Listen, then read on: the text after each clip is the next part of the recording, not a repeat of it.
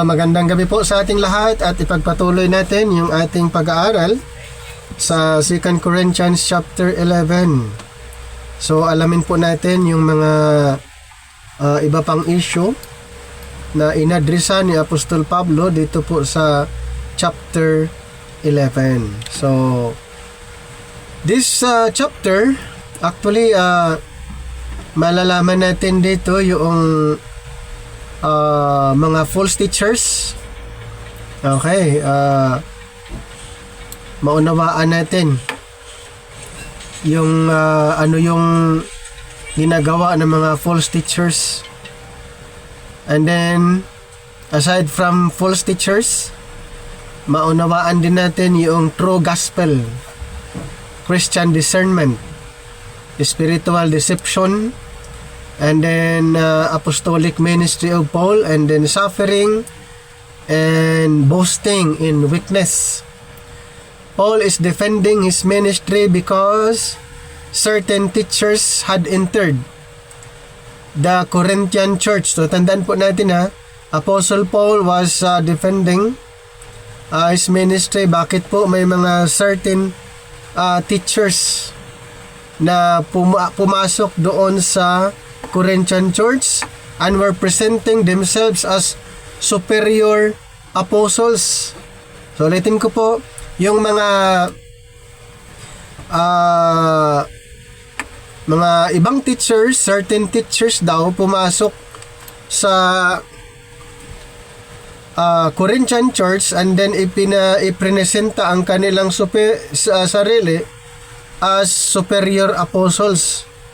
And they apparently impressed the Corinthians by their appearance, speech, credentials, and claims of authority. Napansin niyo po, talagang ito po ay nanggugulo lang.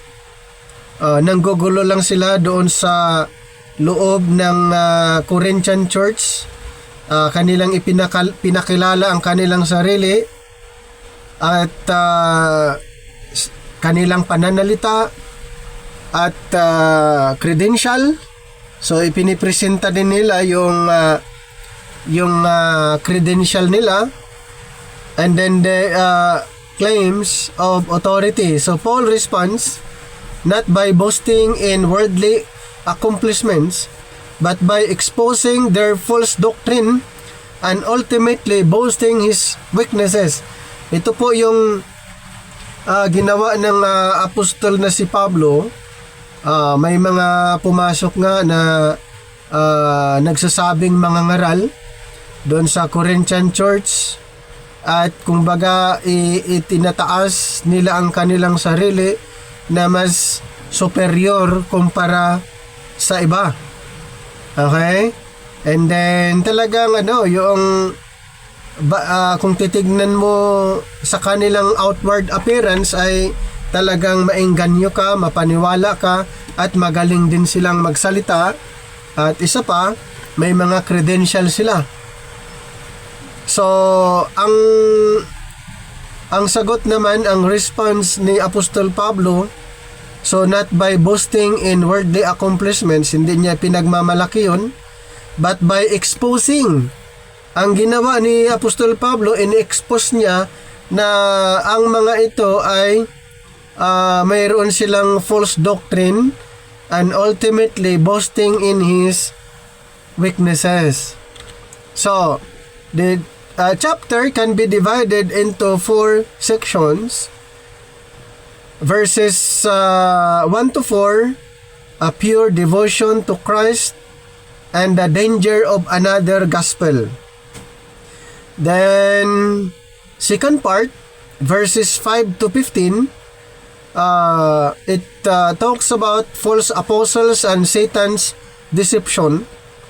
Then number 3, verses 16 to 21, Paul's foolish boasting.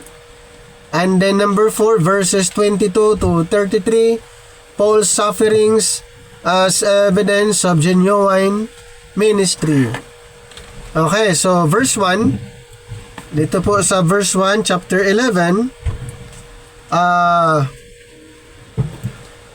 would to God ye could bear with me a little in my folly, and indeed bear with me. So I wish that you would bear with me in a little foolishness. Paul asked the Corinthians to tolerate what he calls foolishness. He is about to engage in something he normally would not want to do, boast about himself. So Paul is not teaching the boasting. So tandaan po natin Paul is not teaching that boasting is normally good. His boasting is defensive and ironic.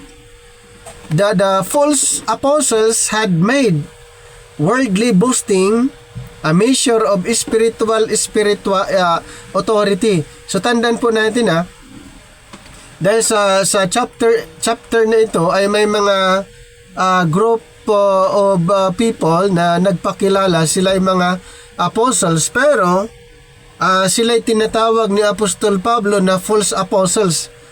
But madali pong sinabi ni Apostol Pablo na sila ay mga false apostles. Bakit po sinabi niya?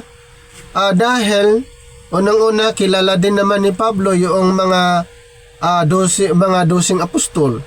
And then here comes na mayroong ibang nagpakilala na apostol din. So sinabi ni Pablo na sila ay mga false apostles. Had made worldly boasting a measure of spiritual authority. So Paul temporarily enters their category of argument in order to expose its foolishness. So isa yan sa estratehiya na ginamit ni Apostol Pablo para itong mga nagpakilalang mga apostles na tinawag ni Apostol Pablong false apostles ay kanyang i-expose ang kanilang kamalian. So the important principle is Christian ministry should not be evaluated merely by human credential. Tandaan po natin ang Christian ministry ay hindi po ito ay ini-evaluate sa pamagitan ng kanyang credential, eloquence sa galing niyang magsalita, popularity, siya ay kilala, at base sa kanyang appearance or self-promotion. Hindi po ibinabase yan. Kaya madali na ito'y in-expose ni Apostol Pablo na ang mga ito ay mga false apostles. So Paul will ultimately turn their standard upside down. Is all boasting sinful? No, Scripture condemns prideful boasting, but there is a legitimate kind of boasting that gives glory to God. Kaya dito sa 1 Corinthians 1:31, puntahan lang natin saglit ang 1 Corinthians 1 and then verse 31, that according as it is written, he that glorious, let him glory in the Lord. And then sa 2 Corinthians 10:17, 10 verse 17, but he that glorious, let him glory in the Lord. So ito, ay mayroong boasting na positive ang resulta. Ibig sabihin, kanyang ipinagmamalaki ang Panginoon. Pero ang mali na boasting, yung kanyang sarili, ang yung kanyang sarili ang tinataas. So the problem is boasting in self rather than boasting in what God has done. So kung mayroon kang pwedeng ipagmalaki, ipagmayabang, yung ginawa ng Panginoon mismo, hindi yung sarili. Ang nangyari po itong mga false apostles, nung pumasok sila doon sa Corinthian church, ay kanilang itinataas ang kanilang sarili na mas magaling sila kumpara kay Pablo, magaling silang magsalita ikumpara kay Apostol Pablo.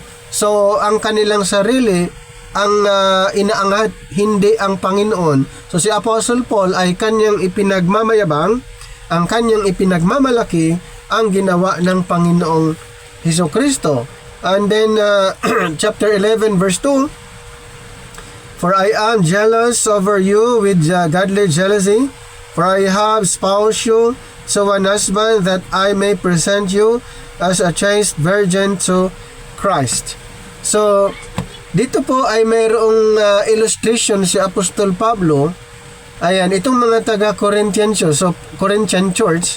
So, Paul actually compares his relationship with the Corinthian Church. So, Apostle Paul, ikinukumpara niya ang kanyang relasyon doon sa mga Corinthian believers na bilang ama, preparing his daughter for marriage. So, ginagamit niya yung illustration na yon, na kung mapapansin natin ay mayroon tinatawag na intimate relationship, ipinainahalin tulad na itong si Apostol Pablo, kung ano yung kanyang relasyon sa mga mananampalataya sa Corinto, yun yung ginamit niyang illustration. Okay? So,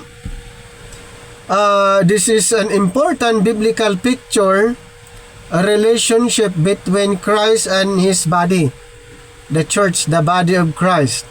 Okay, the imaginary appears elsewhere, and then basahin natin itong Ephesians chapter 5, another ginamit na illustration ni Apostol Pablo dito sa Ephesians chapter 5, 25 to 27. Husbands, love your wives, even as Christ also loved the church and gave himself for it, that he might sanctify and cleanse it with the washings of water by the word, that he might present it to himself a glorious church, not having spot or wrinkle or any such thing, but that is it should be holy and without blemish. So yun po yung ginamit niya na illustration, halintula doon sa mga believers. Okay, yun yung madali na illustration, madaling maunawaan, kaya gumamit siya ng ganitong klaseng illustration, our relationship in Christ as body, at bilang si Kristo yung head of the church. So Paul, concern is therefore not merely that the Corinthians might make a minor doctrinal mistake. So is concerned that they might be spiritually unfaithful to Christ. So God, mayroong tinatag na godly jealousy, dahil ang nangyayari po itong mga taga-Corinthian church ay nagiging unfaithful sila. Mayroon lang na pumasok, nag-introduce na mga false teachers, ay agad silang napaniwala, agad silang nalinlang. Kaya dito sa verse na ito ay makikita natin na na-emphasize yung godly jealousy. This is not sinful human jealousy. God Himself is described as jealous God, jealous concerning His people, exclusive worship. Kung maalala nyo sa Old Testament ay isang evidence na ang Panginoon ay jealous God in Exodus 20 verse 5, Exodus 34:14. So, ganun po ang nagiging emphasis ni Apostol Pablo doon sa mga taga-Corinto, dahil ang dali nilang maniwala na mayroong pumunta sa kanila na mga false apostles, agad-agad silang na-deceive. So, Paul's jealousy is a reflection of God's concern for the church. So, yun po yung isa na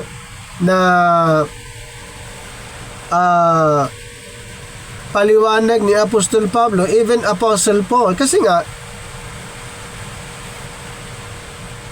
alam niya itong mga Corinthian believers, pero ang nakakalungkot kasi doon, na sila'y agad na paniwala pag may ibang mga pumasok na mga teachers na nagpakilalang teachers at ipinipresenta ang kanilang credential. So, Paul's jealousy is a reflection of God's concern for the church. So, Can Christian legitimately be jealous for the spiritual faithfulness of others? Yes, when the motivation is God's glory and the person's faithfulness to Christ, and not personal control or possessiveness. At yun po yung nais ni Apostol Pablo doon sa mga taga-Korinto, kaya siya ay nagkaroon siya ng concern dito po sa mga believers. At alam po natin na si Pablo yung nag-open ng ministry doon. Kaya kumbaga sa part niya ay masakit sa part niya dahil may mga pumasok at nag-impluwensya sa kanyang mga tinuturuan doon. Okay? And then verse 3, but I fear lest by any means, as the serpent beguiled Eve through his subtlety, so your minds should be corrupted from the simplicity that is in Christ Jesus. So dito po ay may na-mention si Apostle Paul way back doon sa Genesis chapter 3. But I fear lest somehow as the serpent deceived Eve by his craftiness. So Paul now connects the false teaching at current with in Genesis 3. So may nangyari kasi ulitin ko po, yung mga false teachers ay pumunta doon kaya ginamit ni Apostle Paul itong yung nangyari during the time of Eve, kung paano siya na-deceive. And the serpent deceived Eve, and Paul fears that the Corinthians may similarly be deceived. So ginamit niya ito dahil alam niya na pwedeng mangyayari ito dahil may mga false teachers, false apostles na pumunta doon at baga katulad din ni Eve, itong mga Corinthian believers na ma-deceive din sila. Okay, kasi Satan is a deceiver. Yun talaga ang layunin ni Satanas ay linlangin yung mga believers, at ito nga ang naging scenario sa mga Corinthian believers ay magiging katulad doon kay Eve na siya na-deceive ni Satanas. Kaya ang fear ni Apostol Pablo ay baka maging katulad din ang mga Corinthian believers. So Satan's method is not always open persecution. He can operate through deception. So hindi lahat persecution itong ginagawa ni Satanas. He can operate through deception, distortion, and religious sounding error para madali nilang ma-deceive ang mga believers. Ganun po yung ginagawa ni Satanas. Okay, magkunwari siya na kasama doon sa organization, kasama sa church. Kaya nga ito nga pumasok sila sa church, pero iba po ang kanilang pakay. Okay? Iba po ang kanilang layunin. Kaya matindi po actually yung nangyayari. Yung mga Corinthian believers ay hindi sila totally grounded talagang sa salita ng Panginoon, kaya madali sa kanilang mahikayat. Okay, so the danger is especially serious because deception attacks the mind. Ano po yung strategy ng ni Satanas? Yung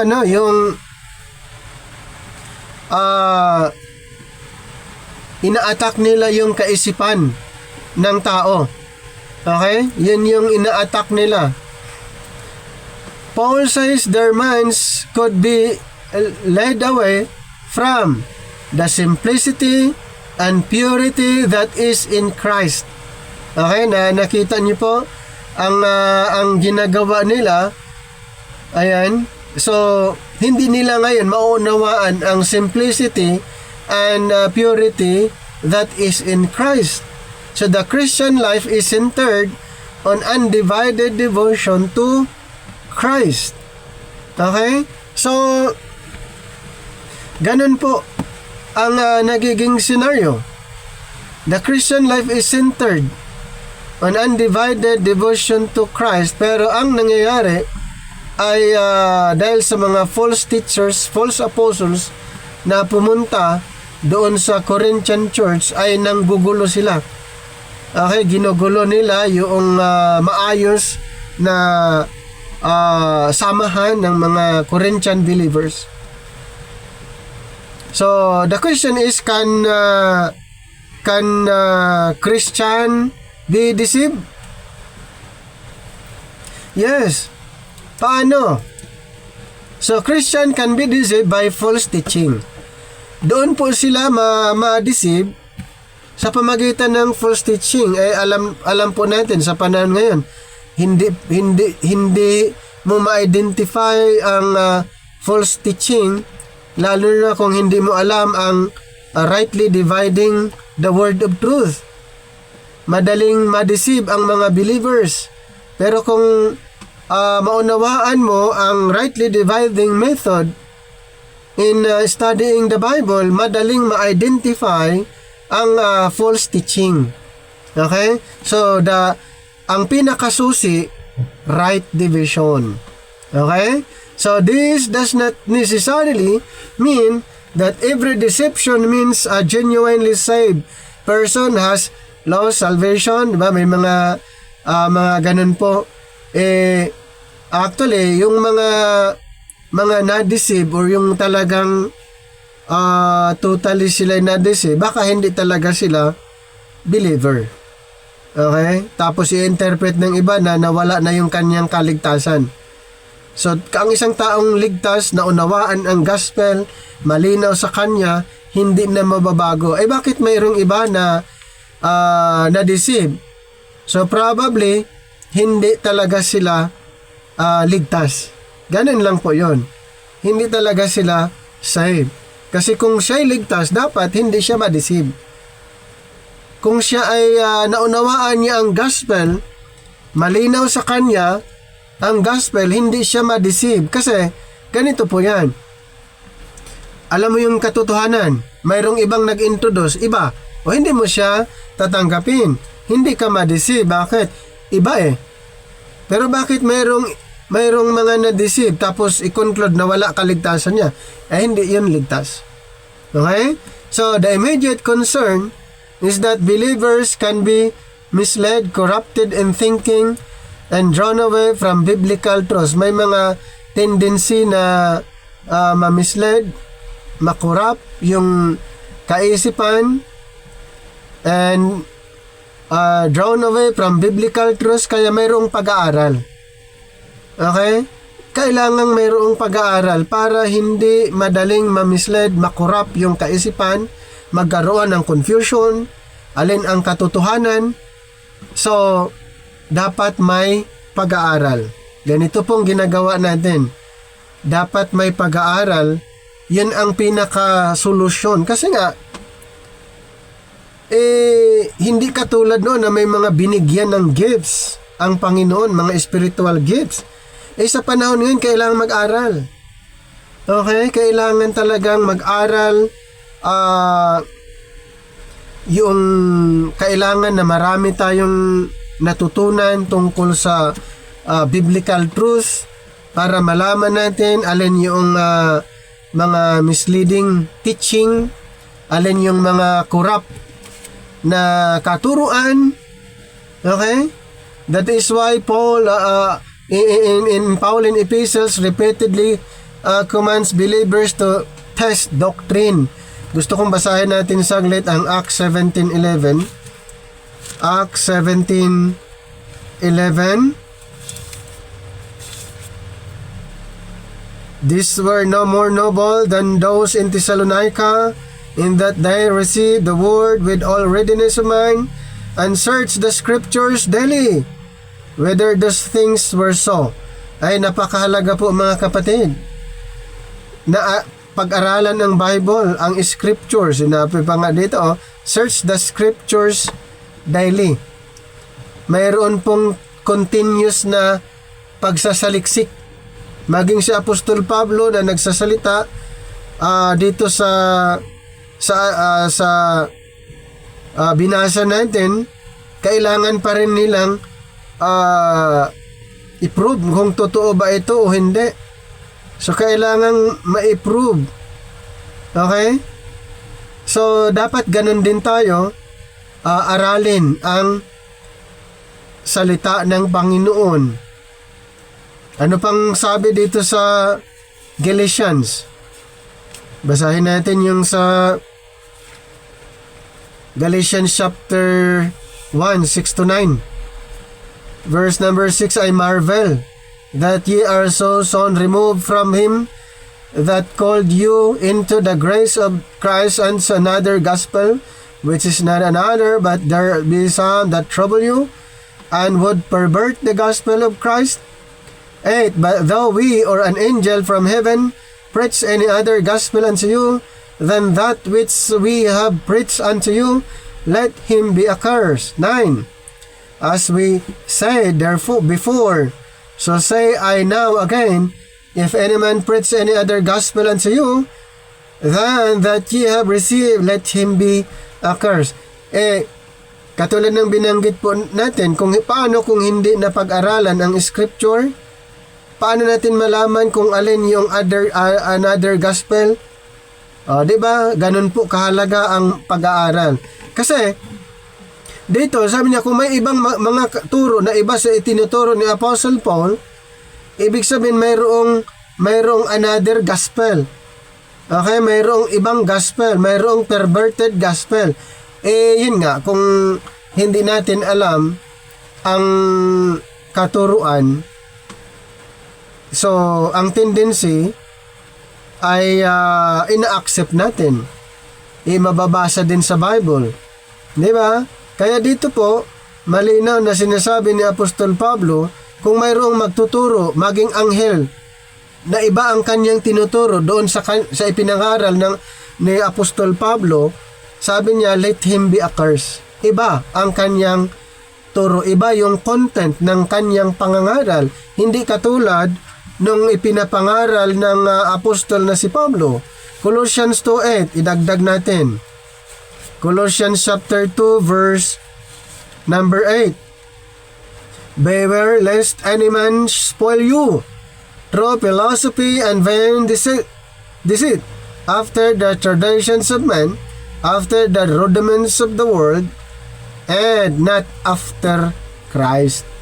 At katulad ng binanggit ko po, paano natin malalaman, paano matest ang doktrina, kung ito ba ay totoo o hindi, ito ba ay kayang madipinsahan o hindi.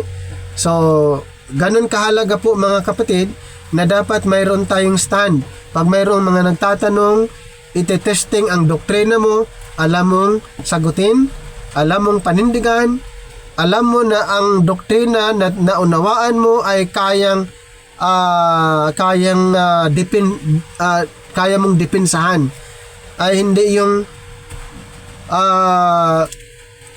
may doktrina pero hindi kayang dipinsahan. So mayroong testing, at ganun po ang nangyari during the time of Apostle Paul. May mga false teachers, tinitesting din sila kung ang kanilang doktrina ay kaya bang tumayo, kaya ba nilang panindigan. So the mind is a battlefield. The mind is a battlefield in spiritual deception. Tandaan po natin yan. Kaya kailangan ang mind natin ay settled. Okay? Settled yung mind natin. False doctrine often begins by changing how people think about Christ. Okay? And then verse number 4. Verse 4, for if he that cometh preach another Jesus, whom we have not preached, or if ye receive another spirit, which ye have not received, or another gospel, which ye have not accepted, ye might well bear with him. Dito po, matindi po yung sa verse na ito, dahil mayroong mga pumupunta. Okay, dito sa Corinthian ang Asia, may mga pumupunta sa kanila, nagtuturo kay Jesus. Kaso lang, yung mga pumunta sa Corinto, ipinangaral ng Jesus, pero iba doon sa ipinangaral ni Pablo. O mayroon pa, nangangaral sila tungkol sa Espiritu. Kaso lang, yung ipinapangaral nila tungkol sa Espiritu, iba doon sa ipinapangaral ni Pablo. Mayroon pa, gospel. May pumupunta sa kanila, nangangaral ng Ebanghelyo. Ang problema naman, ang kanilang pangangaral, iba doon sa ipinapangaral ni Pablo. So, ang tawag doon, ang tawag ni Pablo, yun ay kung may mga pumunta na nagtuturo pero iba sa ipinapangaral niya, sabi niya another Jesus. May pumunta sa kanila nagtuturo tungkol sa Espiritu, iba sa kanyang ipinapangaral, another Spirit. Mayroong pumunta sa kanilang nangaral tungkol sa gospel, iiba nga sa pangangaral ni Pablo, kaya sabi niya another gospel. So ito po ay mga matindi po. Pag hindi natin alam ang tendency, another Jesus ang ating pinaniwalaan, another spirit at another gospel. Paano nangyari yun? Mangyayari lamang ito kung hindi mo alam ang Ebanghelyo. Kung hindi mo alam ang ministry ni Jesus. Tandaan natin, si Jesus Christ ay mayroon siyang earthly ministry at mayroon siyang heavenly ministry. So under the dispensation of grace, alin doon ang applicable sa'yo? Yung kanyang earthly ministry before his death or yung kanyang heavenly ministry nung siya'y umakyat sa langit? O syempre naman yung heavenly ministry. Yung heavenly ministry na kanyang ipinagkatiwala kay Pablo, paano kung ipinapangaral mo yung earthly ministry? Ang mangyayari dan magiging another Jesus. Isa pa, Espiritu. Ang Espiritu ay mayroon siyang ministry under the prophecy, lalo na yung Acts 2. Okay, yung bumaba ang Espiritu doon sa Acts 2. In fulfillment doon sa propesya na na-mention ni Propeta Joel. At ito'y directly address sa mga Israelites. Paano kung yung Espiritu doon sa Acts 2, yung ministry ng Espiritu sa Acts 2, ayun din ang paniniwalaan mo, gawin mong application sa ngayon, na instead na ang work ng Espiritu sa ngayon ay bilang tatak, silyo sa mga nanampalataya under grace. Tapos ang paniniwalaan mo yung Acts 2, ang tendency magiging another spirit. Halimbawa yung gospel na paniniwalaan mo yung gospel of the kingdom or kingdom gospel, dapat ang gospel na paniniwalaan ay grace gospel. So ang mga mangyayari dyan, magiging another gospel. So lahat ng katuruan na iba sa ipinapangaral ng apostol na si Pablo, lahat yan another. Nakuha niyang point doon? Basta iba sa ipinapangaral ng apostol na si Pablo, katulad ng binasa natin sa verse 4, lahat ng mga yan ay another. Bakit another? Dahil iba doon sa paliwanag ni Apostol Pablo. Okay? So, the issue is not merely whether someone uses the name Jesus.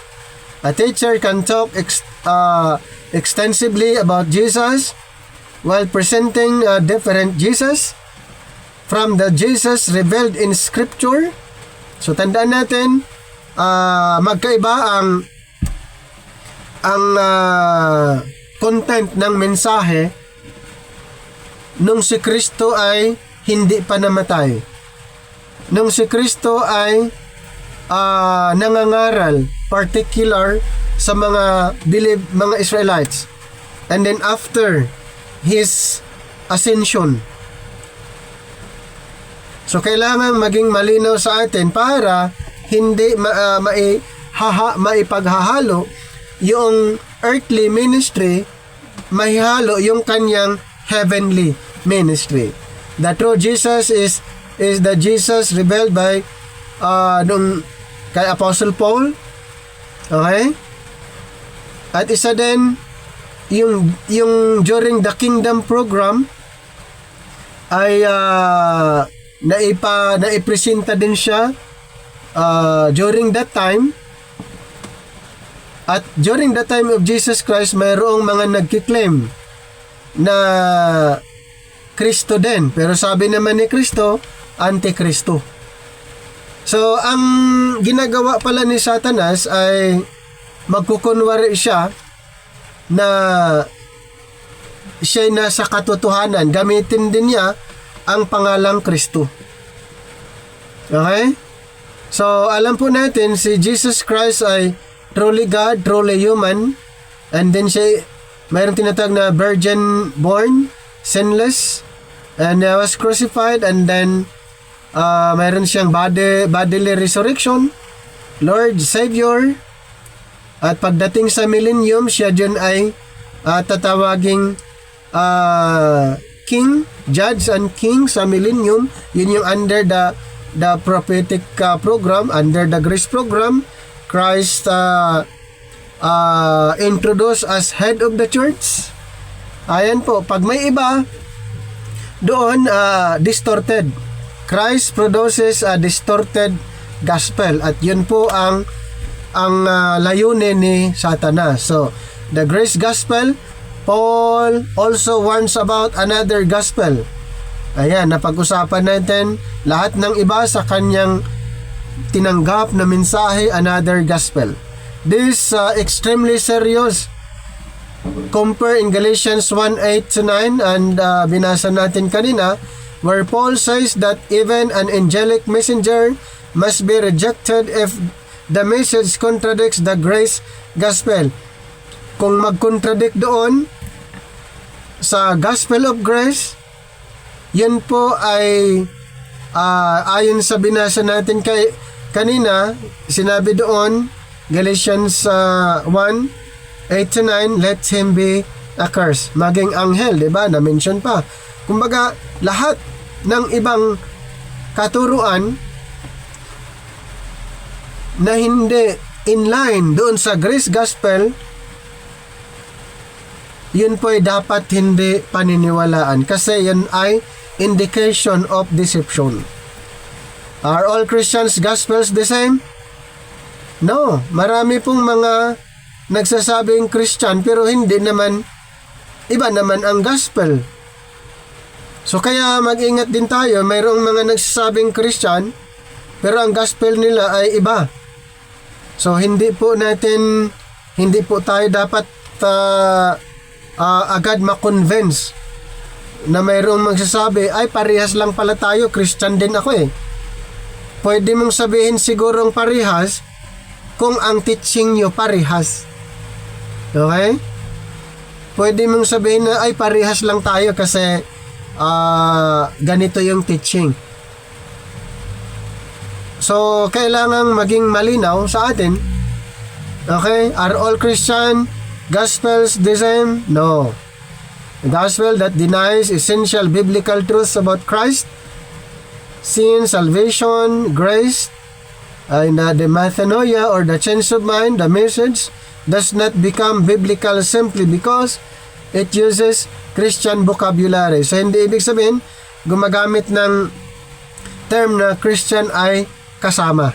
Maraming mga nagkukunwari, nagsasabing Christian, pero maraming hindi pinaniniwalaan sa Bible. Maraming na-violate ng mga katotohanan sa Bible. So, gospel that denies essential biblical truths about Christ, sin, salvation, grace, the change of mind, resurrection, God's authority is not the gospel Paul preach. Okay? Next, number 5. Number 5, chapter 11, verse 5. For I suppose I was not with behind the very chiefest apostles. So, the praise chief super apostle is likely Paul speaking sarcastically, the chiefest apostle, to wit behind the very chiefest apostle. So Paul speaking sarcastically about the people who considered themselves superior. So yun po yung pinoponto niya. So Paul refuses to accept their claim that he is spiritually inferior. Okay? Kaya yun yung isang strategy niya para doon sa mga nagsasabing sila ay superior. So true spiritual authority is not determined by charisma, impressive appearance, popularity, rhetorical ability, financial success, and social status. Paul's opponents apparently had impressive credentials, but their doctrine was what? Corrupt. Yung mga opponents ni Apostle Paul, ang daming credentials, ang daming ipinipresenta. So hindi ibig sabihin maraming credential, tama yung itinuturo. Ang mahalaga pa rin yung turo, yung doktrina. Okay, yung mga opponents, opposition, mga kritiko sa time ni Pablo, para ma-convince, ma-deceive niya yung mga Corinthian believers, pero mo yun, ipinipresenta nila ang kanilang sarili, okay, yung kanilang pagiging popular, at ipinipresenta ang kanilang credential. Pero sabi ni Apostol Pablo, yung kanilang doktrina ay corrupt. Hindi pa rin yun ang basihan, mga kapatid. Hindi ibig sabihin maraming natapos, maraming pinag-aralan, maraming credential ay tama yung ipinapangaral. Okay? Kailangan maging malinaw po sa atin yan. So, can impressive religious leaders be false teachers? Absolutely. This is one of the central warnings of this chapter 11. Kasi nga ganun po ang opponents ni Apostol Pablo, yung mga religious leaders, sila po ay tinatawag na false teachers. Kasi ang ginagawa itong mga religious leaders during the time of Apostle Paul, ang pakay nila, guguluhin yung iglesia. Ginugulo nila yung Corinthian church. Pumunta sila doon, ipinipresent ang kanilang credential, ang kanilang ability, ang kanilang yung galing sa pagsasalita. Pero ang tinitignan ni Apostol Pablo yung kanilang katuruan. Since ng kanilang doktrina ay mali, sabi niya ay sila ay mga false teachers, false apostles. Verse number 6. But though I be rude in speech, yet not in knowledge, but we have been truly made manifest among you in all things. So Paul admits that he may not have been impressive as an orator. Kaya yun yung binabanatan ng mga false teachers, okay, na mas magaling silang magsalita kumpara kay Pablo. Sila daw ay mas ma-authority kumpara kay Apostol Pablo. Si Pablo ang pinili, hindi naman sila. Okay? So but he distinguishes speaking ability from doctrinal knowledge. So a person can be, number 1, an excellent speaker but a false teacher. A poor speaker but a faithful teacher. Yun po ang naging yun yung nagiging problema nga during the time of Apostle Paul, kasi nga yung mga false teacher, ang galing magsalita. Talagang yung kaya ma-impluwensya sila. Okay? Kaya nilang i-persuade yung mga listeners. Kaya yung mga taga-Corinthians yung iba ay agad silang na-deceive. Pero nga, hindi po pagbabasihan dahil magaling na speaker, tama yung sinasabi. Hindi yan ang basihan. Okay? Kaya ang basihan po doon yung katotohanan. Kasi pwede kang linlangin doon sa kanyang galing.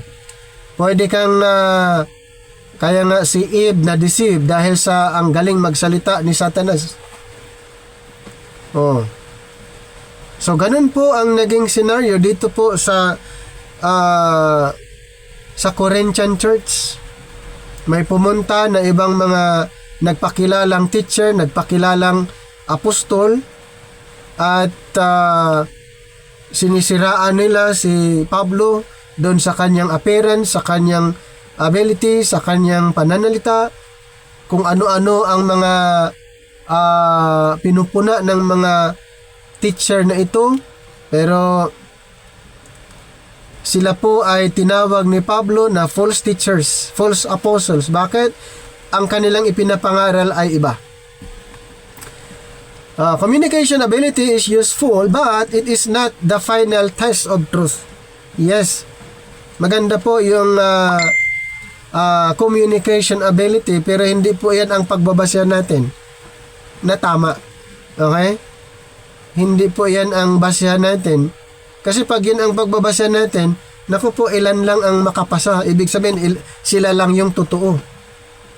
Okay? It is not the final test of truth. The contents of the message matters. Ang laman lagi, yung nilalaman, yung substance ng mensahe, yun po yung napakahalaga. Kaysa magaling mag-critic, magaling kung ano yung iniisip na galing, hindi nga yan ang basihan eh. Ang mahalaga doon yung laman, yung nilalaman ng mensahe. Nakuha yung point ko doon. At yan nga po ang nangyari sa mga taga-Korinto. Never confuse eloquence with biblical authority. Verse 7. Verse 7, have I committed an offense in abasing myself that ye might be exalted, because I have preached to you the gospel of God freely? Paul asked whether it was wrong for him to humble himself so that the Corinthians could be spiritually elevated. He also reminds them that he preached the gospel to them free of charge. So Paul's willingness to serve without demanding payment was being used against him by his critics. Ibig sabihin, yung mga kritiko ay mayroong bayad yung kanilang pagsasalita. Binabayaran. Kaya Apostle Paul dito, makikita natin, hindi siya nag-demand ng bayad. At ginagamit ng mga kritiko during his time, and they apparently interpreted his behavior as evidence that he was inferior. Yun po yung isa sa mga ginagamit ng mga kritiko, na siya ay inferior dahil sa kanyang ipinapakita at hindi siya nagdidemand kung ano-ano doon sa mga listeners. Paul shows how radically different biblical ministry can be from worldly concepts of leadership. Alam po natin yan, yung worldly concepts of leadership ay yan, yung nagpapabayad, may bayad lagi. Pero si Apostle Paul, hindi siya nagdemand ng bayad at doon siya ina-attack ng mga kritiko. This verse does not teach that ministers should never receive financial support Paul himself teaches elsewhere that those who preach the gospel may receive material support. Dito tayo sa 1 Corinthians 1 Corinthians 9:13. Ano yung sabi niya? 1 Corinthians 9:13 to 14. Do ye not know that they which minister about holy things live of the things of the temple, and they which wait at the altar are partakers with the altar? Verse 14. Even so hath the Lord ordained that they which preach the gospel should live of the gospel. Dagdag pa natin yung 1 Timothy. 1 Timothy. So gumamit siya ng mga illustration. Supposed to be ganon yung mangyayari. Pero dagdag natin yung 1 Timothy chapter 5:17 to 18. Let the elders that rule well be counted worthy of double honor, especially they who labor in the word and doctrine. 18. For the scripture saith, Thou shalt not muzzle the ox that treadeth out the corn, and the laborer is worthy of his reward. Kung tutusin, ganun, di ba? Ang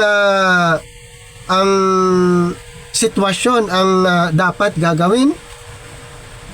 So Paul voluntarily surrendered that right in Corinthians for strategic reasons. Kasi itong ang mga false teachers ay minamali nila yung ipinapangaral ni Apostol Pablo, minamali nila. Kaya si Apostle Paul ay ipinapakita niya na kailangan ang bawat isa ay mayroong tinatawag na voluntary giving. Pero kung tutuusin, dapat yun ay gagawin ng mga pinangaralan para sa ministry, maging tulong sa ministry. Diba? Dapat ganun ang senaryo. Hindi naman inuobliga na ganitong amount, pero kung tutuusin, dapat gawin ng mga believers at makatulong doon sa ministry. At yun ang nais ni Apostol Pablo, na masanay ang mga taga-Korinto. Verse 8. Dito tayo sa verse 8. I rob other churches, taking wages of them to your service. So, rob is deliberately strong language. Yes, parang ganun. Kung baga mabigat na word na ginamit sa King James Version, probably ito yung word na ginagamit na mas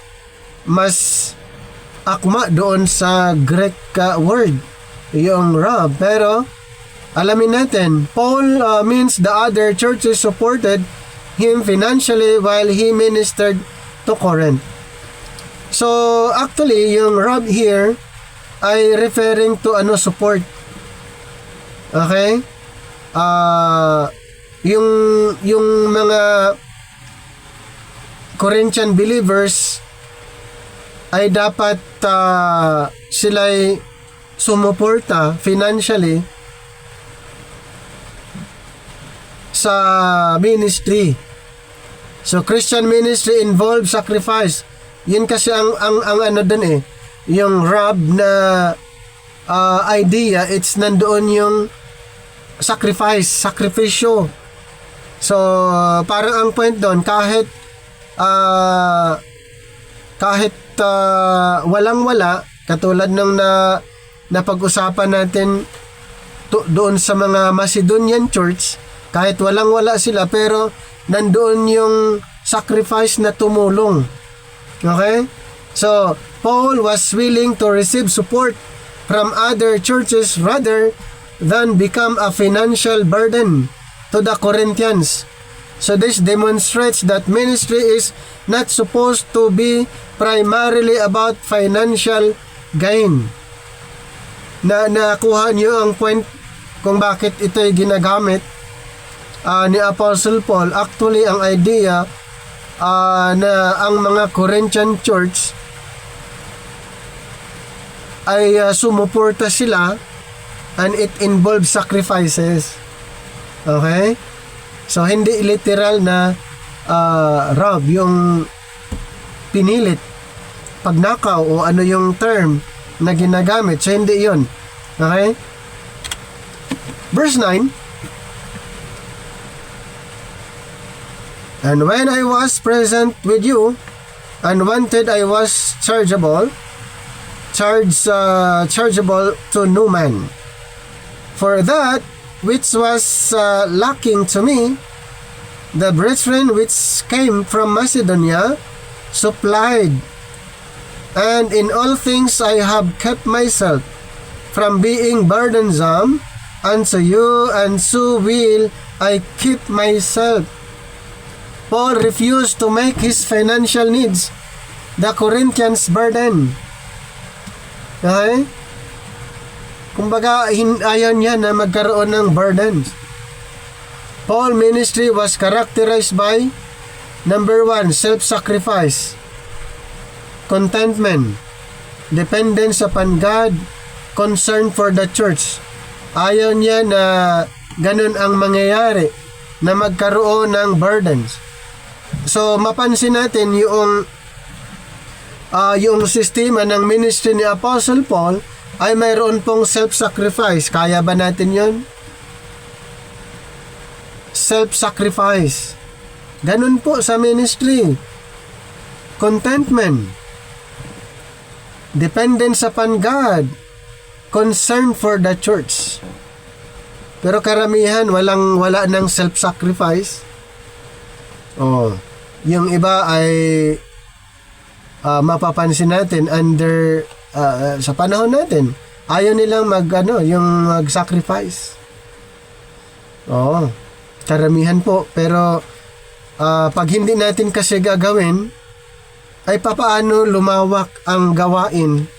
Paano natin ma-share ang gospel of Christ kung hindi natin gagawin? Okay? This contrasts strongly with ministers whose primary concern is personal enrichment. So ganun ang sistema ng ministry under grace. Verse 10. As the truth of Christ is in me, no man shall stop me. Okay, ulitin ko yung verse 10 .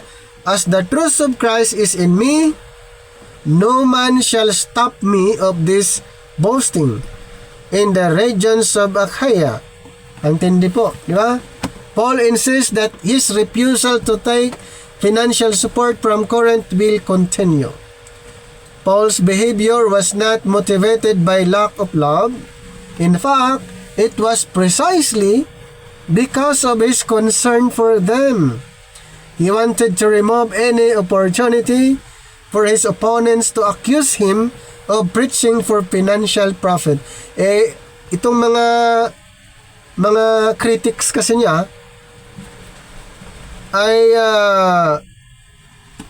binabantayan lang nila itong si Apostle Paul kung ano yung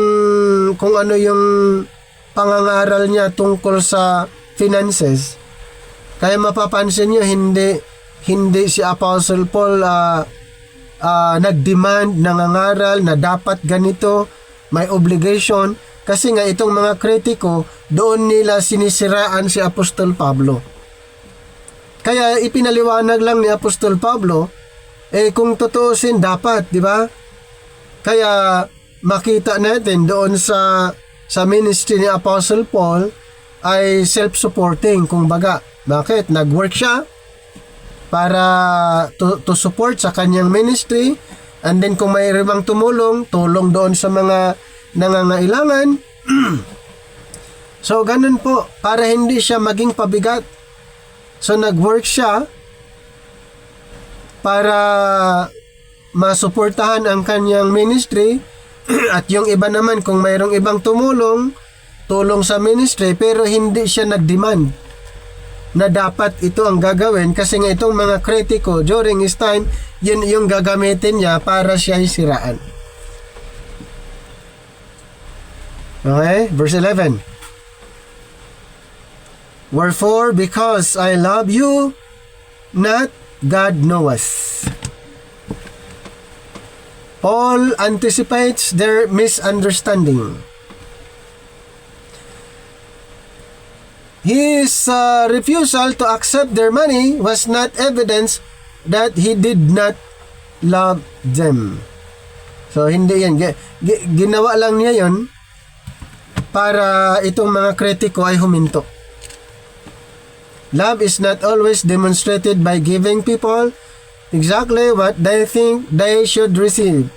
Sometimes, genuine love involves sacrifice that others misunderstand. So, hindi po sa pamagitan lahat doon sa nade-demonstrate yung pag-ibig doon sa pagbibigay. Hindi. Hindi ganun lahat. Okay? Genuine love involves sacrifice. Sakripisyo. Pero ang nangyari, yung iba ay hindi nila na misunderstand po nila. Verse 12. But what I do, that I will do, that I may cut off occasion from them which desire occasion, that wherein thy glory, they may be found even as we. So, Paul will continue refusing financial support in Corinth. Bakit kaya? Bakit kaya? Ito po ang nangyari. That I may cut off occasions from them which desire occasion. His opponents, nandun kasi yung opponents niya eh. Yung nag-aakusa sa kanya, yung mga false teachers, false apostles.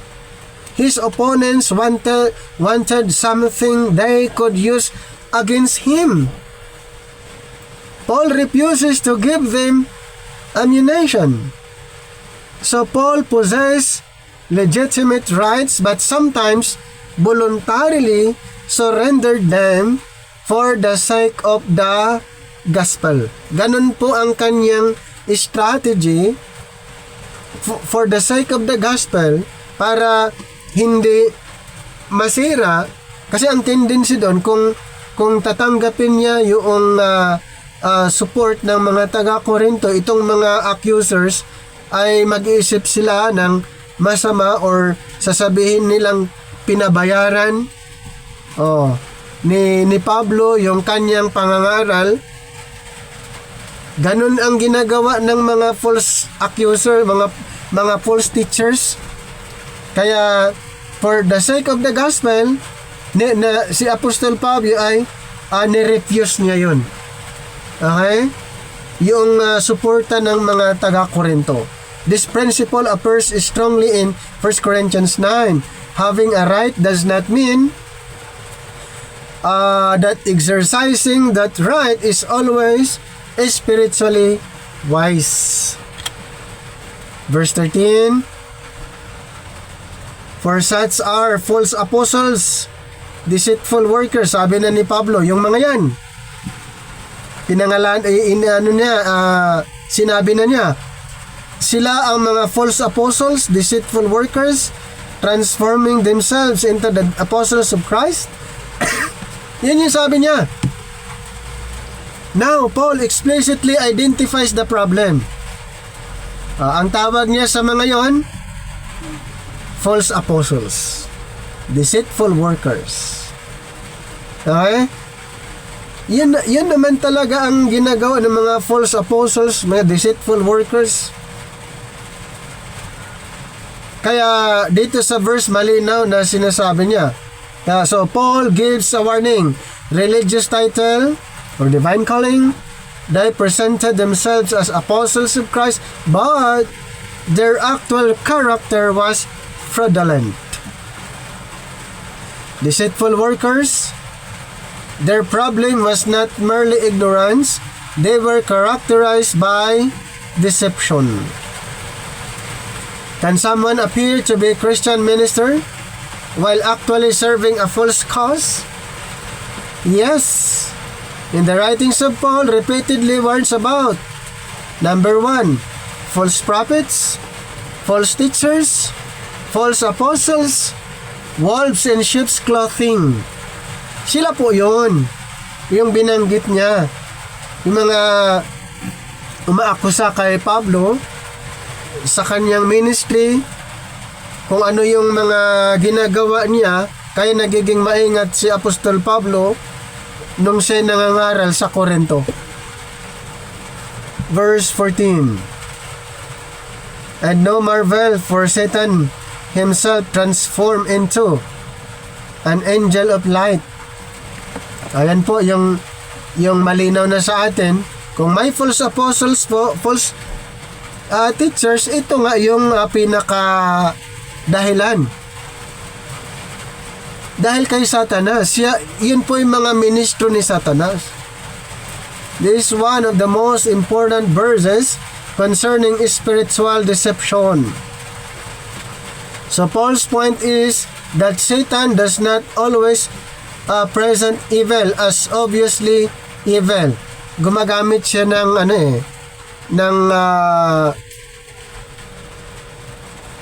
deception para ang tao ma-deceive. Kaya hindi lahat evil. Pag tinitignan si Satanas, hindi lahat evil. Kasi pag evil lahat, ang pinapakita niya, wala siyang ma-deceive. Kaya sa puntong ito, siya nagkunwari as angel of light. Ang mga ministro niya, nagkunwari na apostol. He can present something attractive, religious, spiritual, apparently righteous. So the metaphor angel of light emphasizes appearance. Important doctrinal correction. So this verse does not mean that Satan is literally becoming a holy angel of God. Paul is emphasizing disguise and deception. So hindi ibig sabihin na siya holy angel, siya po ay nag-disguise para makadeceive. The enemy's strategy is counterfeit. He can make error appear religious. Kaya yun yung ginagawa niya para madali siyang makapanlinlang, magkunwari siya. At ganun ang ginawa niya at nangyari nga sa Genesis chapter 3. Kung babalikan natin, diba in Genesis 3, Satan's deception did not begin with reject God and worship Satan. Instead, the temptation involved questioning God's word and redefining what God had said. That is why doctrinal discernment is so important. Kailangang alam natin talaga ang doktrina kasi si Satanas is i-redefine niya yung word of God. O either dagdagan o bawasan, baguhin. Ganon yung ginagawa niya para siya makadeceive using the word of God. So, doctrinal discernment is important. At ito nga yung ginagawa natin, may mga pag-aaral. Kasi sa mga pag-aaral na ginagawa natin, tuloy-tuloy ng pag-aaral, magkaroon tayo ng discernment tungkol kung alin ang katotohanan, alin ang totoo, alin ang hindi. 15. Therefore, it is no great thing if his ministers also be transformed as the ministers of righteousness, whose end shall be according to their works. If Satan disguises himself as something good, his servants can do the same. Ganon lang din po. Kung anong ginagawa ni Satanas, ganon lang din ang kaniyang mga followers. Mag-disguise lang din bilang ministers of righteousness. And so this is one of the strongest warnings against judging spiritual leaders merely by outward appearance. Someone may have, number 1, a religious vocabulary. 2, a large following. 3, impressive credentials. 4, apparent holiness. 5, spiritual experiences. 6, persuasive preaching. At ito po yung naging identity ng mga kritiko ni Apostol Pablo. And still teach error. Maganda nga ang pinapakita, pero ang content ay mali. Whose end shall be according to their works, so their apparent righteous will not ultimately save them. God judges according to the truth. False teachers will ultimately answer to God. Their outward religious appearance cannot protect them from divine judgment. Hindi po yun yung appearance dahil okay yung appearance nila, impressive credentials, spiritual experiences, persuasive preaching, hindi po yun. Kasi nga, yung content mali. Iba yung laman ng kanilang pangangaral, kaya agad na pinangalanan ni Apostol Pablo na sila po'y false teachers, false apostles, deceitful workers. 16. I say again, let no man think me a fool, if otherwise, yet as a fool receive me, that I may boast myself a little. Let no man think me a fool, or Paul returns to his foolish boasting. He is essentially saying, if you insist on judging ministers according to boasting, then let me participate in that argument for a moment. Paul is using irony. We should not read Paul's boasting as a command for Christian constantly advertise their achievements. His method exposes the absurdity of the Corinthians value system. So actually yun yung ginamit niyang isang strategy para kumprontahin ang mga false teachers, mga deceitful workers. Kaya gumamit siya ng ganong lengguwahe. Verse 17. That which I speak it not after the Lord, but as it were foolishly, in this confidence of boasting. Ayan, so that which I speak it not after the Lord, but as it were foolishly. So this is important. Paul explicitly distinguishes this kind of boasting from a normal apostolic command. So Paul is not presenting self-glorification as Christian virtue. He is speaking within the rhetorical framework created by his opponents. This helps us interpret the entire section correctly. Alam niyo po, yung boasting kasi ni Apostle Paul ay hindi sa sarili niya, katulad ng kanyang mga opponents. Ang boasting ni Pablo ay more on glorifying God. Dito tayo sa verse 18, saying that many glory after the flesh, I will glory also. So flesh here refers to human credentials and worldly standards. So yun po yung ibig sabihin ni Apostol Pablo nung na-mention siya dito ng flesh. Hindi po ito ay literal. Ibig sabihin, ito po ay tumutukoy sa human credentials and worldly standards. At ito yung direct na in-address niya doon sa mga opposition niya, yung sa mga kritiko. So the false apostles, sila yon. The false apostles were boasting about themselves. So Paul says in effect, if that's the standard you're demanding, I can answer them on their own terms. Ganun po yung pinupunto niya. So the words measurement of success is fundamentally different from God's God values. Number 1, faithfulness. 2, truth. 3, holiness.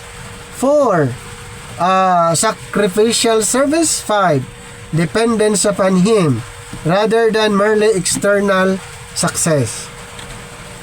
Verse 19, for ye suffer fools gladly, seeing ye yourselves are wise. So this is sarcasm. So the Corinthians thought themselves wise. Ganun po yung pagkakaalam nila. Proceed sa 20.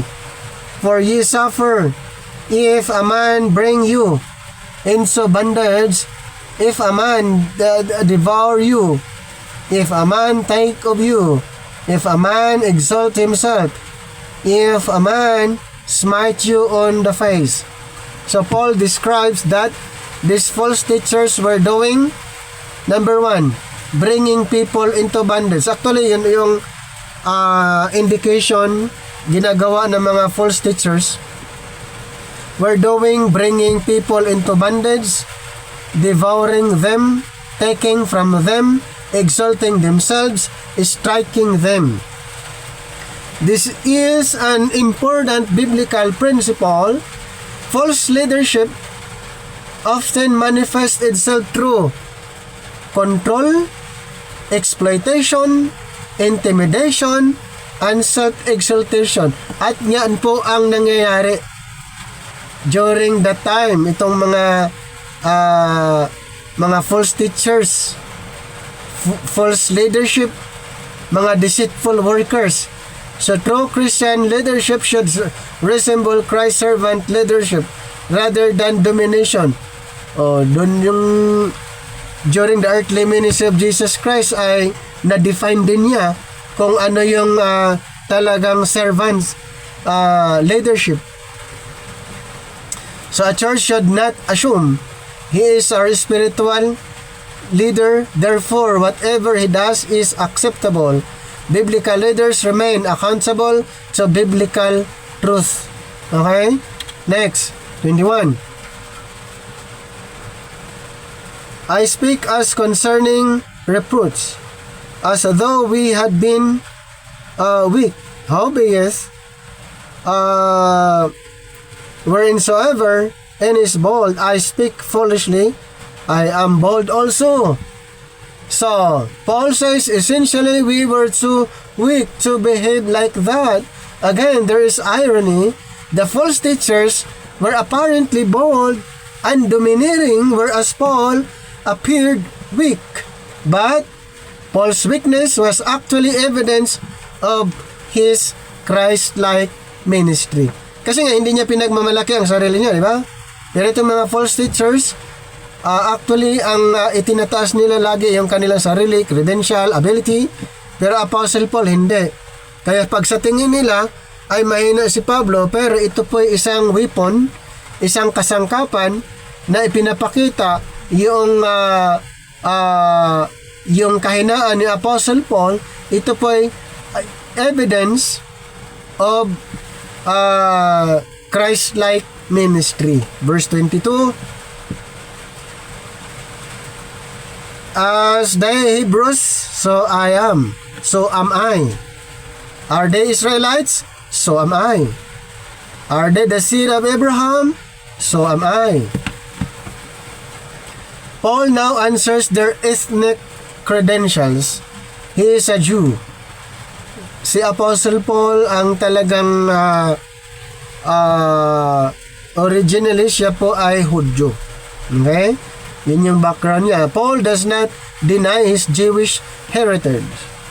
But Jewish ancestry itself does not make someone a true minister of Christ.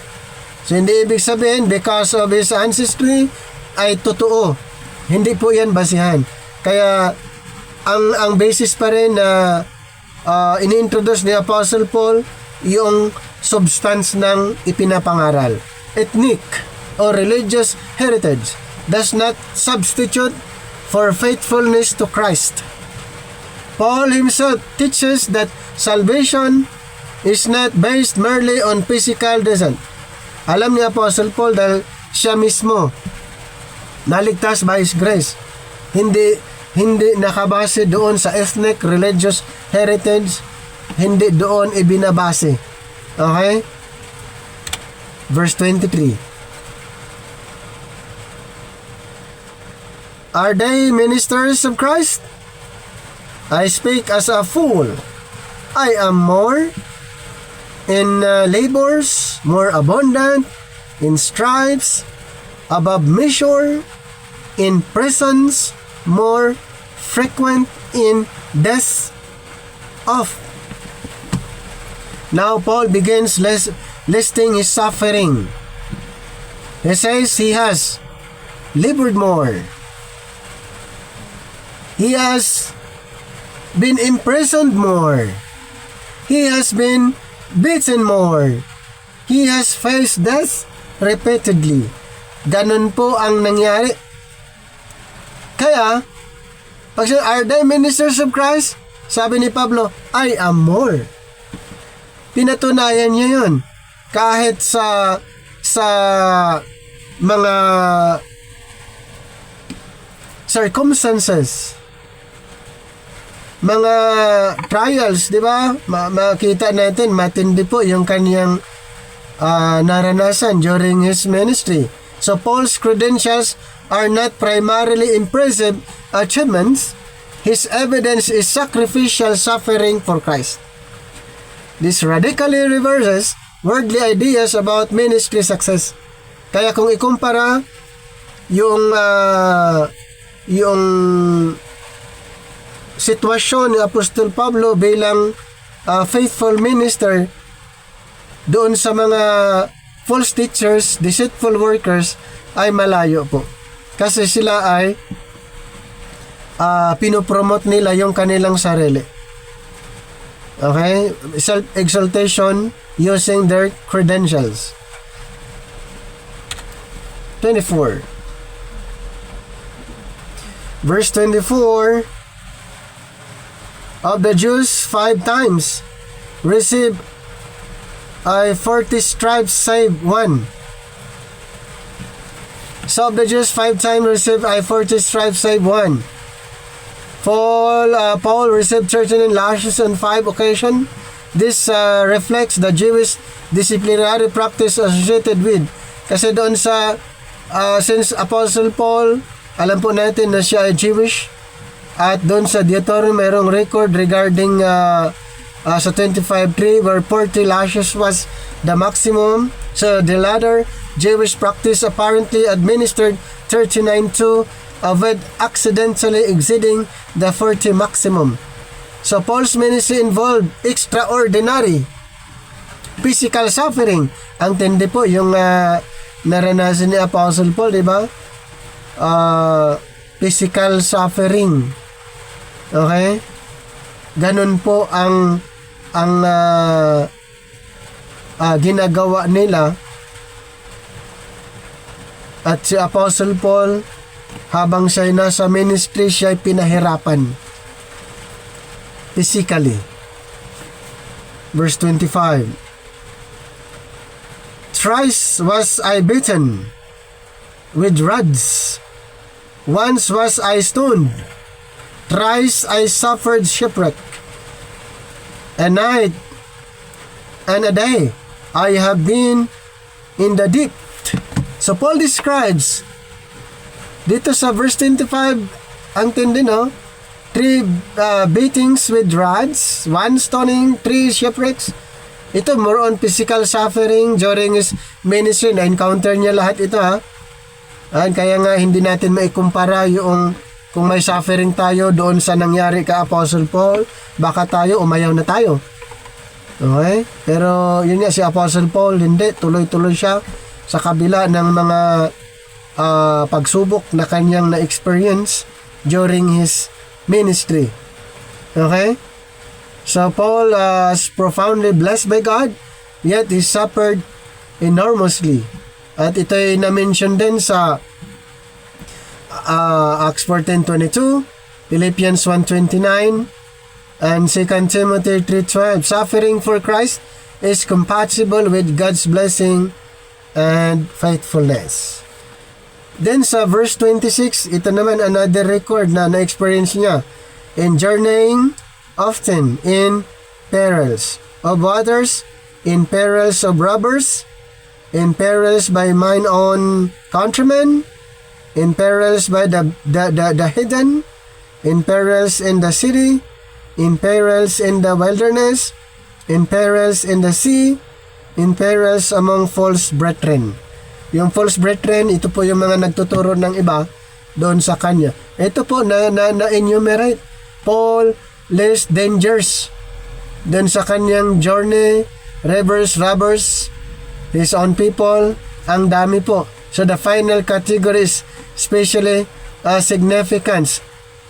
Sila po yung mga false brethren. Sila yung mga nagpahirap. Pinahirapan nila si Apostol Pablo, parang tinorture, ganon po. Ang tawag sa mga yon ay false brethren, false teachers, false apostles, deceitful workers. Not every person claiming Christian fellowship is necessarily genuine. This connects with Paul's warning about false apostles. Kasi sila, nagkukunwari din sila Christian, pero mali, iba ang kanilang ipinapangaral. So the church needs discernment. Paano? Kaya nga may pag-aaral. Kasi without studying the scripture rightly divided, ang hirap mong ma-discern, maunawaan. Ano ba yung false teaching? Ano ba yung false teachers? Ano ba yung mga deceitful workers? Ginagamit din nila salita ng Panginoon. Christian love does not mean believing everything everyone says. Yes, hindi po ganon. Sa verse 27, in weariness and painfulness, in watchings often, in hunger and thirst, fastings often, in cold and nakedness. Naranasan niya lahat. So Paul's ministry was not a comfortable career. Yes, kasi sa dami yung na-mention na experience niya physically, he experienced deprivation for the sake of Christ and then the churches. This chapter presents a very different picture from the idea that God's faithful servants should necessarily experience continual material prosperity. Paul was faithful and suffered greatly. Ang tindi po. Pero siya ba'y huminto sa kanyang pangaral? Hindi po. Patuloy siyang nangangaral sa kabila ng kapigatian, sa kabila ng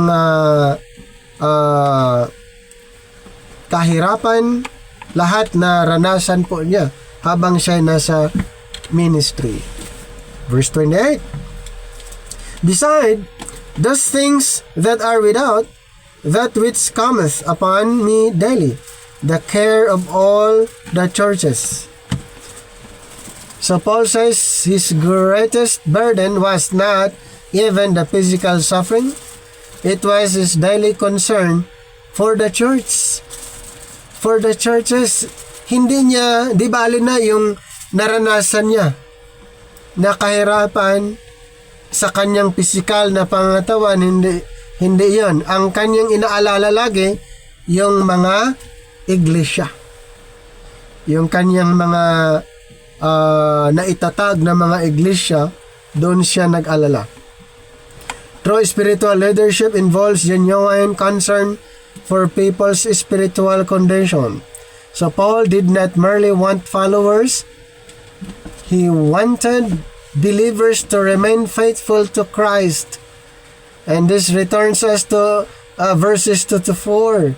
His greatest fear was not physical danger, it was what? Spiritual deception. Yun yung kanyang kinatatakutan, spiritual deception. Bakit? Nandun yung mga false teachers, false apostles, doon sa mga churches, pinupuntahan ang mga churches na itinatag niya, kaya doon siya nag-alala, yung spiritual deception. Kaya, pinapangaralan niya na dapat ang mga believers, particular sa Corinto, ay maging matatag sila. Nakuha niyo yung point. Maging sa atin, spiritual deception ang pinaka problema. Papaano natin ma-overcome ang spiritual deception? Mag-aral tayo. Mag-aral. Aralin natin. Kasi, pag tayo ay patuloy sa pag-aaral, madali nating ma-determine, madali nating ma-discern kung yung ipinangaral na tama o mali. Ganun po yun. Kaya, ang encourage natin, magbigay lang tayo ng time, mag-aral sa salita ng Panginoon. Yun po ay napakahalaga, makatulong yan sa ating spiritual growth, sa ating paglago, magkaroon tayo ng karunungan, kaalaman, and preparation doon sa mga false teachers na nagtuturo para magkaroon ng para sila'y makalinlang or makadeceive ng marami. Kaya ang pinakaano po dyan mga kapatid, habang may pagkakataon, mag-aral tayo. Huwag nating limitahan. Huwag nating i-conclude na tama na ito. Alam ko na yan. Huwag muna. Okay? Kailangan tuloy-tuloy ang pag-aaral. Verse 29. Who is weak, and I am not weak? Who is offended, and I burn not? Paul identifies emotionally and spiritually with struggling believers. True ministry involves entering into the burdens of others. Kaya may na-mention sa Galatia, dito tayo sa Romans 12:15 muna. Romans chapter 12. Tingnan lang natin. 12:15, rejoice with them that do rejoice, and weep with them that weep. Galatians 6:2, Galatians chapter 6 verse number 2. Bear ye one another's burdens, and so fulfill the law of Christ. And then ganun din sa 1 Corinthians 12:26. So bilang mga believers, bilang body of Christ, dapat mayroong pagtutulungan at ganito sa mga ginagawa nating pag-aaral ay sabay-sabay tayong matututo. Okay? Yun yung kailangan. And then verse 30 tayo. If I must needs glory, I will glory of the things which concern mine infirmities. If I must needs glory. So, here, Paul reaches the climax of his argument. If he has to boast, he will boast about his weaknesses. This anticipates the greatest teaching of 2 Corinthians 12:9. My grace is sufficient for thee, for my strength is made perfect in weakness. Paul's weakness demonstrates his dependence upon God's strength.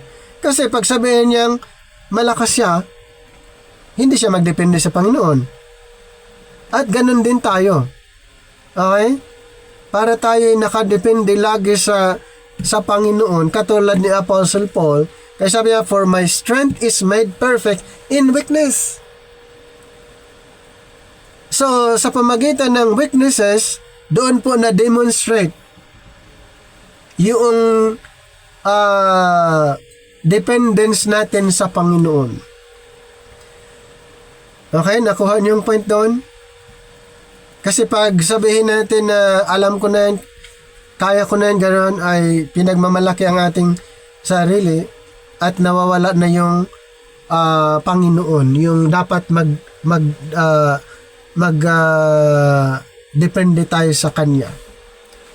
Christian maturity is not necessarily demonstrated by appearing powerful. Sometimes it is demonstrated by depending completely upon God in weakness. 31. The God and Father of our Lord Jesus Christ, which is blessed forever evermore, knoweth that I lie not. So Paul calls God as his witness. God knows the truth even when people misunderstand us. Christian integrity ultimately rests before God. Human reputation is temporary. God's judgment is final.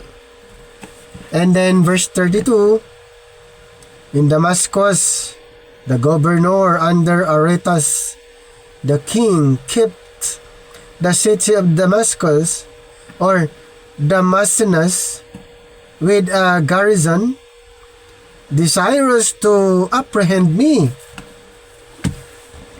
Paul counts his escape from Damascus. The governor under King Aretas guarded the city in order to arrest him. So ito po kasi ang naging senaryo. Gusto na nilang arestuhin itong si Pablo. At yung dahilan po, alam nyo kung sino yung nagpapa-aresto, yung mga Parisiyo, yung mga Pharisees, mga religious leaders na ayaw sa kanyang pangangaral.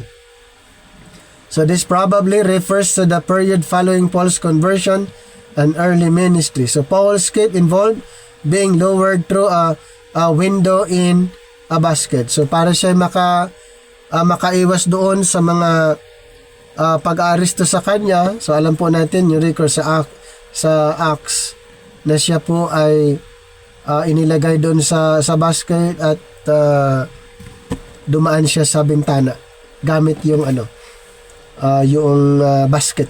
Doon siya ibinaba. Verse 33, and through a window, ito nga, in a basket was I let down by the wall and escaped his hands. Ayan, so this is Paul's final illustration of his boasting. Notice the irony. If Paul wanted to impress people, he could have told them about visions, revelations, accomplishments, or credentials. Instead, his climatic story ends with Paul escaping in a basket. So God's servant does not need to appear impressive. Paul's apostolic ministry is authenticated not by worldly glory but by, number 1, by faithfulness to Christ, by truthfulness, by sacrifice, by endurance, by suffering, by love for the churches, and dependence upon God's grace. So, alamin natin yung mga doctrinal issues in 2 Corinthians 11. Number 1, the danger of another Jesus. Verse 4, Christianity is not believing in someone named Jesus. The identity of Jesus matters. A distorted Jesus produces a distorted gospel. Number 2, the danger of another gospel in verse 4. There's a doctrinal boundary around the gospel. The gospel cannot be designed to fit human preferences, and Paul gives an even stronger warning in Galatians 1:8-9. 3. Satan uses deception. Verses 3 and then 14. Satan's strategy includes deception. Therefore, a Christian must test teaching against Scripture rather than accepting them merely because they sound spiritual. 4. False teachers can appear righteous. In verse 13-15, this is perhaps the central warnings of the chapter. False teachers do not necessarily look evil. They can appear religious, spiritual, knowledgeable, righteous, authoritative, and therefore, appearance is not sufficient evidence of truth. Number 5. Religious authority must be tested. In verses 5, 6, and 13. A minister's title, personality, education, popularity, or speaking ability does not establish that his teaching is true. So the message must be tested against apostolic scripture. Number 6. Spiritual abuse is condemned. Verses 20 to 21. Paul describes leaders who enslave, exploit, exalt themselves, and abuse people. This is the opposite of Christ-like leadership. Number 7. Christian ministry is sacrificial. Verses 23 to 27. Paul's ministry included suffering, deprivation, persecution, and danger. Faithfulness to God does not guarantee a life free from hardship. Number 8. True ministry is motivated by love. Verses 2, 11, verse 28 to 29. Paul's concern is ultimately the spiritual purity and stability of the churches. His ministry is not about building his own empire. 9. Weakness can demonstrate God's strength. Verses 30 to 33, Paul's weakness is not evidence of God's failure. It becomes the context in which God's grace and power are demonstrated. So, this is the heart of 2 Corinthians 11, the central doctrinal message. So the chapter central's warning is, do not judge spiritual truth merely by outward appearance, impressive personalities, religious claims, or worldly success. Test everything by faithfulness to the true Christ and the true gospel. Paul is particularly concerned because false teaching can look Christian. This is why verse 13 to 15 are so important. False apostles can disguise themselves as apostles of Christ. False ministers can disguise themselves as ministers of righteousness. Satan can disguise himself as an angel of light. So the answer is not fear of everything supernatural or suspicion of every Christian leader. The answer is biblical discernment.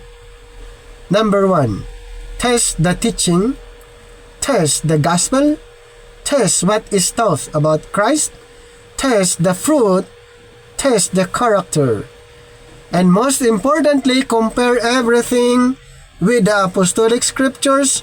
Paul's warning in verse 4 provides particularly useful doctrinal tests. Is this the same Jesus, the same Spirit, the same gospel that the apostles proclaim? If not, no amount of religious appearance can make it true. Tandaan po natin ang mga aral na ito kung paano natin harapin ang mga false teachers, false apostles, deceitful workers. Kailangan po nating mag-aral. Aralin natin ang Bible rightly divided para mas madali natin malaman kung ang pangangaral ay nasa tama o mali. Ito ba ay workers ni Satan or ministers of Christ? Kaya mga kapatid, sana po mayroon po kayong mga naunawaan po dito paano dinipensahan ni Apostol Pablo ang kanyang sarili against doon sa mga false teachers, false apostles, deceitful workers. Hanggang dito na lang po mga kapatid. Maraming salamat po.